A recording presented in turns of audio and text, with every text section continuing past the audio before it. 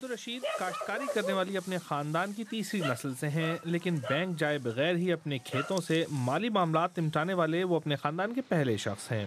वो उन 50 लाख बांग्लादेशियों में से एक हैं जिन्होंने मोबाइल बैंकिंग के लिए साइन अप किया है। बहुत কষ্ট আছে লাইটে জ্বর লাগছে গাড়ি हमारा सबसे करीबी बैंक 12 मील दूर है, लेकिन मोबाइल बैंक घर के बिल्कुल नज़दीक है।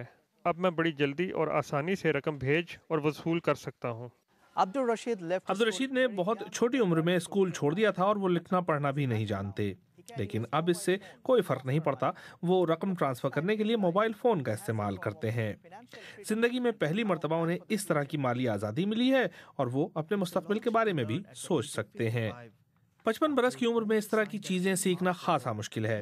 अब्दुल ने 3 माह पहले ही मोबाइल बैंकिंग शुरू की है और वो फोन पर इस तरह का लेन देन एतमाद के साथ नहीं कर पाते। इसके लिए उन्हें एजेंट पर इन्हिसार करना पड़ता है। ज्यादातर एजेंट विकास नामी कंपनी के लिए काम करते हैं। अगले 5 बरस में कम से कम 5 करोड़ लोग इस तरह की सर्विस का इस्तेमाल करेंगे।